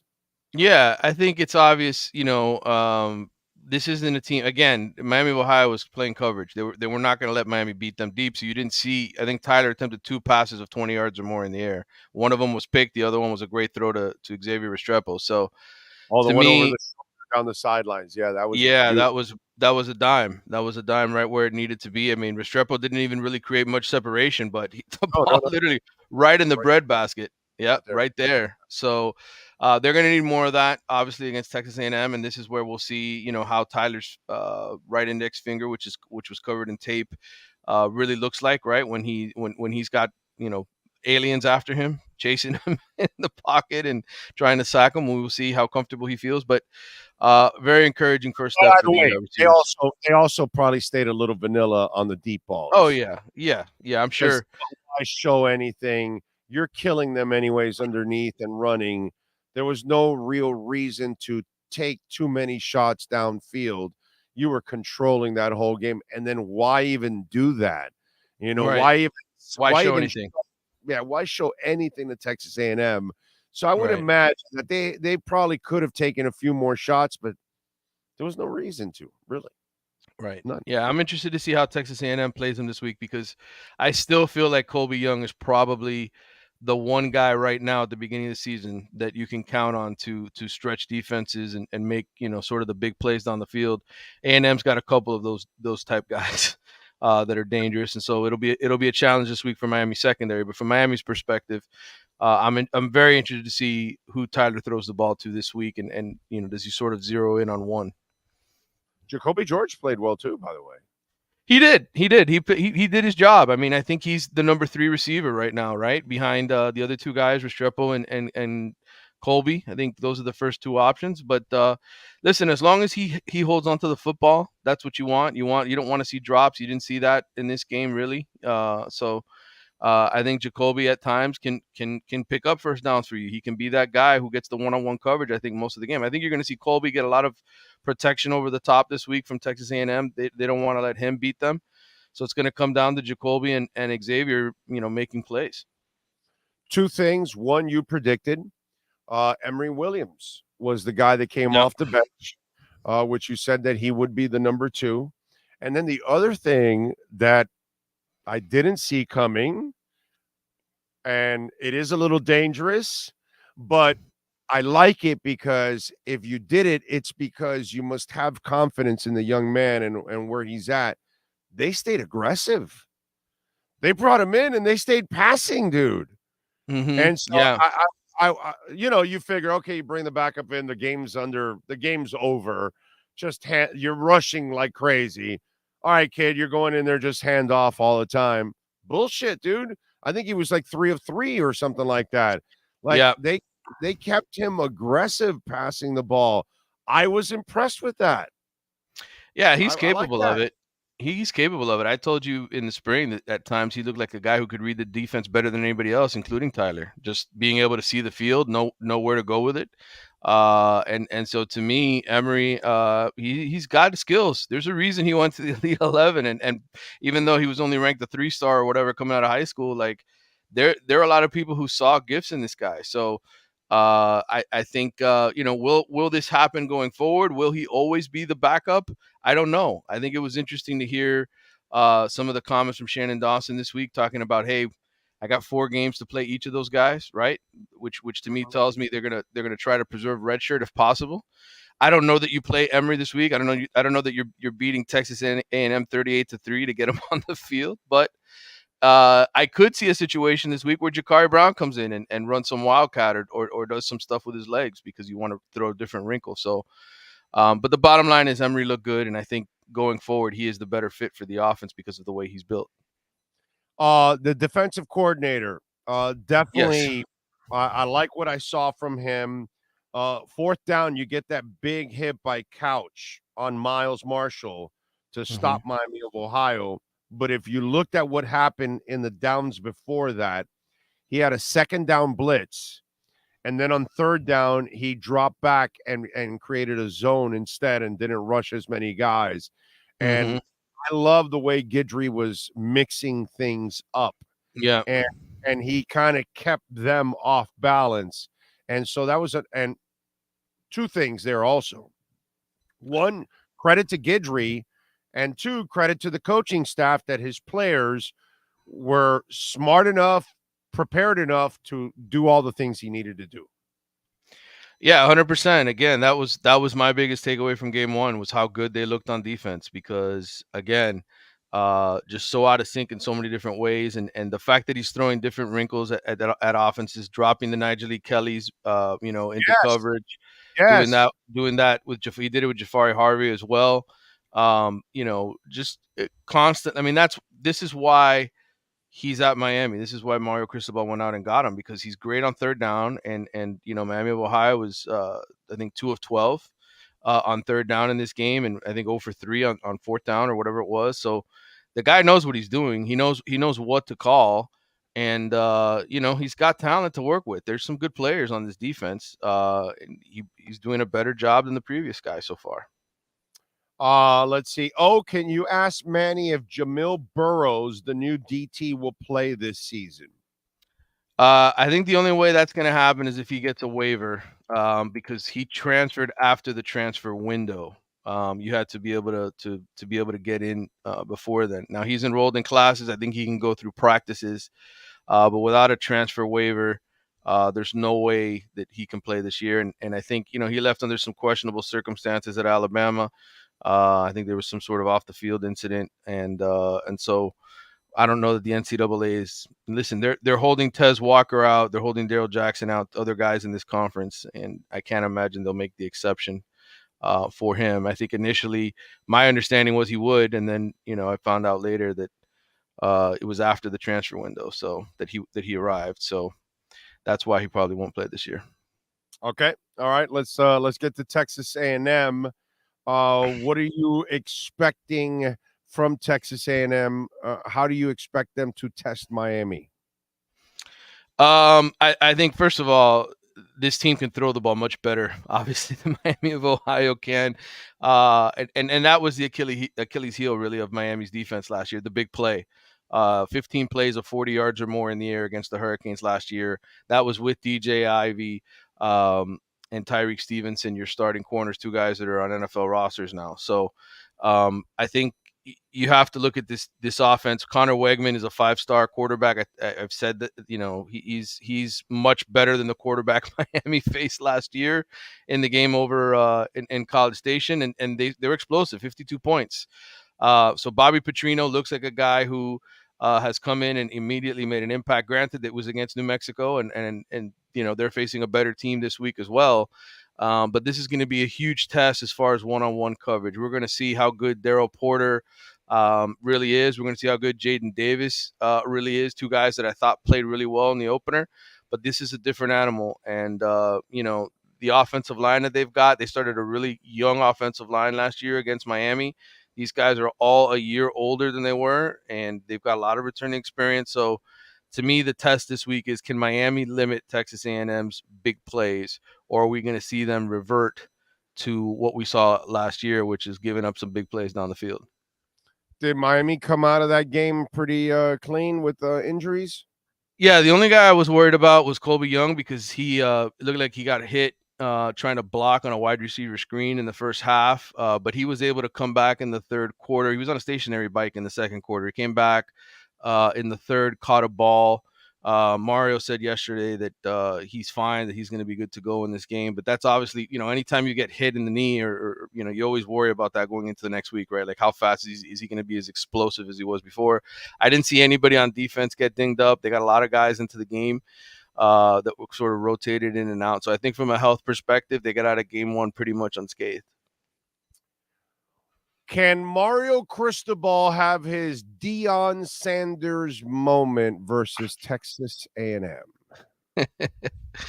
I hope so. It'd be nice to write about a big Miami victory, right? I think certainly last week was encouraging, but this, like you said, this is the real test. I think so. I don't think this Texas A&M team is unbeatable. I certainly would pick Texas A&M to win this game because on paper, I think they are more talented than Miami. They're a little bit more proven in certain areas. I think their defensive line is ridiculously talented. And their defensive front is going to be a challenge for this offensive line. Francis Mauigoa is going to have his hands full dealing with some of their pass rushers. And this is going to be his second game starting as a true freshman.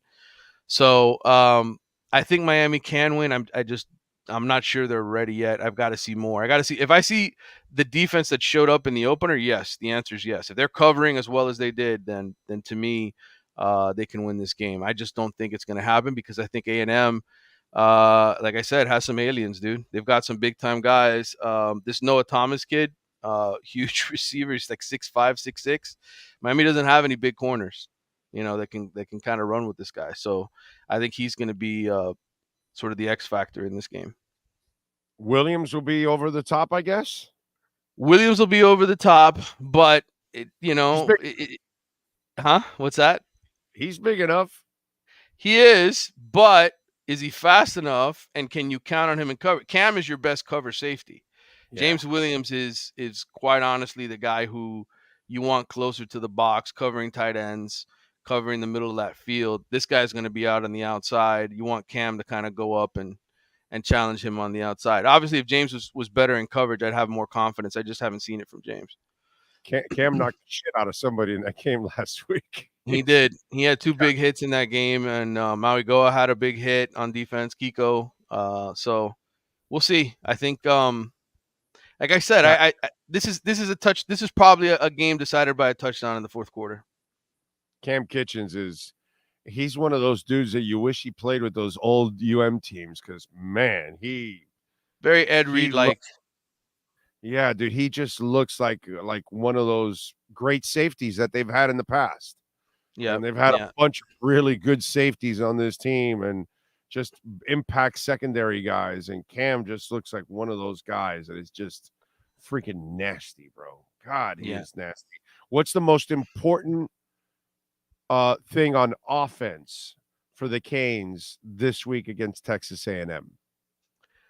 Run the football the way they did against Miami of Ohio. Have some chunk plays. It's not going to be easy to go 16 plays, 75 yards. So have some big runs. that lessen the pressure on Tyler Van Dyke and force them to leave some receivers in one-on-one coverage. If they're able to just line up and man-to-man you all night and you can't, do anything off of play action, then it's going to be a tough night for the offense. So run the ball, force them to bring a safety into the box, allow those receivers to get the kind of coverage assignments they want.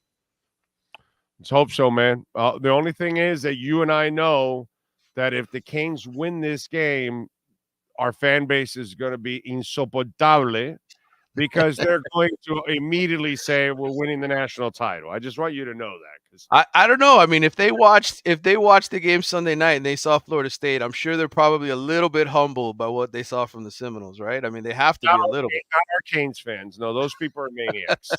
If they beat Texas A&M, I'm telling you, they're going to go, we're running the table. We're running the table. We don't care. True. Alabama, Georgia, playoffs, they ain't got shit on us. Let's go. We're running the table. That. I know that's what's going to happen. You know what I mean? So I'm hoping they win, but then I got to talk the Canes fans off the ledge. Like, yo, relax. They won, but let's not go from game 2 to a title already. That's what's going to end up happening. All right, what do you got going on in the Athletics so they can check you out? Yeah, plenty to read, of course, as always. I think we still have our $1 for 12-month special going for the opening couple weekends of the season. So if you want to sign up, make sure you do. I'll have another podcast coming up previewing the game. I have some notebooks and information off the ACC. Grace Rayner and I will do our new power rankings for the conference. So a lot to read on the website, man. A lot of stories. It's all I can do is tease all the great writers in the team that we have over there. By the way, somebody's asking question for Navarro, what Colorado and Texas did with players overhaul. Can that be the new way moving forward or schools to succeed faster? And what's the good and bad from it? By the way, Mario brought in 40 different people. That's kind of the way of the world. It's not, but go ahead and knock yourself out. What do you think? Yeah, I mean, obviously, look, Miami brought in 41 new guys from the end of last year, but both of those schools, Colorado and Texas State, they did it at a higher clip in terms of transfers than other teams have in terms of flipping it in 1 year. Florida State is a great example of what you can do if you know how to work the transfer portal. They did it progressively. They did it with a mix of recruiting as well. They've got some of their own homegrown guys, so to speak. So I think ultimately you can do it at places like Colorado and Texas State and get back to win. I think it's a lot easier. This is what I tell fans all the time. It's a lot easier to go from 5-7 to 10-2 or 4-8 to 10-2 or 9-3 than it is to go from 9-3 or 10-2 to 12-0. Because that 12-0, those 2 or 3 wins means you beat really good teams. So I think what Dion is doing, I think what we're seeing at Texas State can be replicated if you do a really good job plucking talent. Is it the way to go? I still think you want to be Ohio State, Alabama, and Clemson and these other schools that just recruit the crap out of high schools and get the best players. Right. Because if you do that, they're in your system for 2 or 3 years. You don't have to worry about that, hey, is this guy going to adapt to our culture stuff? So I think ultimately that's going to be the championship way. This will be the quick turnaround way. And Florida State, like I said, in 4 years, he's done it progressively, which is why I think they have a chance at the national championship this year. Follow him on Twitter at Manny_Navarro. Manny, as always, thank you, my brother. We will catch up later on in the week. Anytime, brother. Good talking to you. Thank you, sir. Caneswear, baby. Make sure you go visit my friends at Caneswear in Davie or go online at caneswear.com. If you order over $99, you will get free shipping. Go to 2655 South University Drive in Davie. They've got anything and everything practically with the Canes logo on it. Use our code BIGO10 so you can get 10% off. BIGO10 to get 10% off there at caneswear.com. If you're a Miami sports fan, then there's only one store to go to, and that's Caneswear at Miami Fanwear in Davie. They're your one-stop shop for all your InterMiamiCF, Canes, Dolphins, Panthers, and Marlins merchandise. They have hats, t-shirts, game day jerseys, and so much more. Located at 2511 South University Drive in Davie, and open 24/7 online at caneswear.com or InterMiamiWear.com. Call them at 954-835-5597. Caneswear, the spot where InterMiami and all Miami sports fans shop. Yeah. Yes, Eric. Dion will have an easy time recruiting. Hell yeah. If you win, hell yeah, you're going to have an easy time recruiting. And his personality, shit, of course, man. Dion's going to dominate. He's already getting great kids in there. He was getting him to go to Jackson State. You know, Travis Hunter kid went to Jackson State, the number 1 player in the country, and then he followed him in Colorado. I got to tell you something, I was more impressed with his son. Because these kids that can run and they're athletes, they go out and use their athleticism and they don't develop enough as a passer. And that dude's a passer first. So impressed with Shedeur Sanders. Damn, I was impressed with that kid. That was deadly accurate. Super impressed.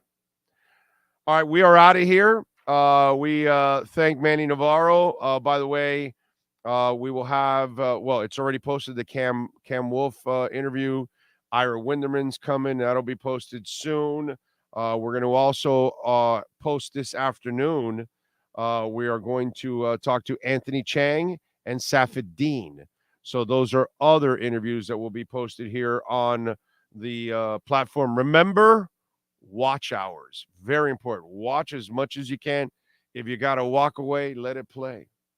Okay? That's the way it goes. You got to go run an errand, let it play. You're leaving at work, let the computer, hey, go take lunch, let it go. Let it play. When in doubt, let it play out. That's how you support us. And, of course, you can send in a donation through Cash App or Venmo at Cash Big O Show. That's Cash Big O Show, Cash App or Venmo. We will see you all tomorrow, same time, same place, same bat channel. Thank you all out there as always. Yes, and the super chats are also working too. Again, so appreciate all of you out there. I didn't do this. I got to do this. Same time, same place, same bat channel.